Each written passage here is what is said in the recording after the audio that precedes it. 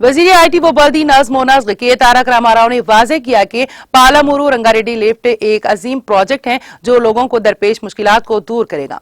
रियासती वजीर केटीआर ने जारिया माह 16 सितंबर को होने वाले पालामुरू रंगारेड्डी प्रोजेक्ट के इफ्तिताह के इंतजामात का सेक्रेटेरिएट में जायजा लिया। जायजा इजलास में महबूबनगर और रंगारेड्डी अजला के रियासती वुज़रा निरंजन रेड्डी, श्रीनिवास गौड़, सबिता इंदिरा रेड्डी, सत्यावती राठौर, मुख्तलिफ महकमों के सरबराहान और साबिक अजला के कलेक्टर्स ने शिरकत की। इस मौके पर बात करते हुए रियासती वजीर केटीआर ने कहा कि पालामुरू रंगारेड्डी की तरक्की की स्कीम पालामुरू जिले को जो कभी नक्ल मकानी से तबाह हुआ था को सरसब्ज व शादाब बनाएगा।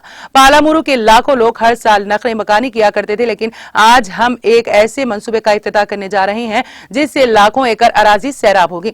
इस प्रोजेक्ट के जरिए पालामुरू के साथ रंगारेड्डी जिले की अराजियात को पानी फराहम किया जाएगा। केटीआर ने कहा कि तेलंगाना हुकूमत ने गोदावरी तास में, कालेश्वरम और कृष्णा तास में पालामुरू रंगारेड्डी जैसे अजीम प्रोजेक्ट्स बनाए हैं। उन्होंने कहा कि अगर सीतारामा प्रोजेक्ट भी मुकम्मल हो जाता है तो तेलंगाना के आपाशी के शोबे के प्रोजेक्ट की सतह आप मुकम्मल हो जाएंगे। केसीआर की क़यादत में तामीर किए गए प्रोजेक्टों को देखकर मुझे न सिर्फ तेलंगाना के शहरी बल्कि हिंदुस्तान के शहरी होने के नाते भी फख्र है।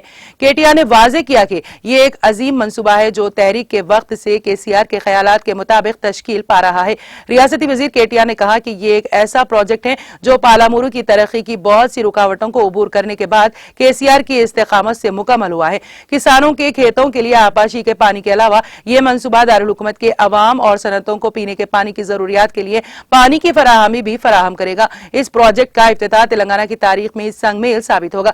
जरूरी है कि इतने अजीम मौके को शायान शान तरीके से मुनक़द किया जाए। उन्होंने तजवीज पेश की कि इस मंसूबे की इनफरादियत से अवाम को आगाह करने के लिए एक अजीमुश्शान तकरीब मुनक़द की जाए। केटीआर ने कहा कि कम अज कम 1.5 लाख किसानों के साथ इफ्तिताही इजलास होगा।